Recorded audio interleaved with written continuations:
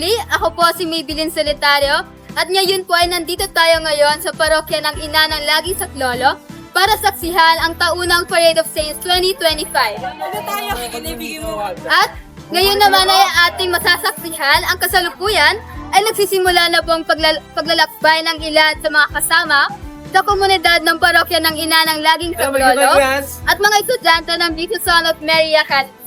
Alam nyo ba, na sa isang lugar sa Pilipinas tulad ng Pampanga at Batangas, ang Parade of Saints ay tinatawag na Catechism in Motion dahil sa bawat santo na ginagampanan ng mga kabataan, natututo rin ang mga manonood tungkol sa kanilang buhay at turo.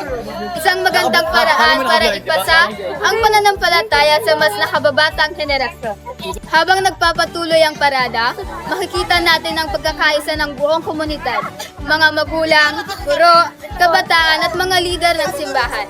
Lahat ay nagkakaisa sa layuning ipahayag ang kabanalan sa makabagong paraan. At dyan po, nagtatapos ang ating live coverage para sa Parade of Saints 2025. Muli, ito po si Maybelline Solitario, nagpapaalala na ang tunay na diwa ng pagdiriwang na ito ay hindi lamang nasa kasuotan o parada, kundi sa hangarin nating maging mabuting halimbawa sa ating kapwa, gaya ng mga banal na ating ginugunita. Isang mapagpalang gabi sa inyong lahat. Hanggang sa muli, tinig ng katotohanan, diwa ng hiwaga.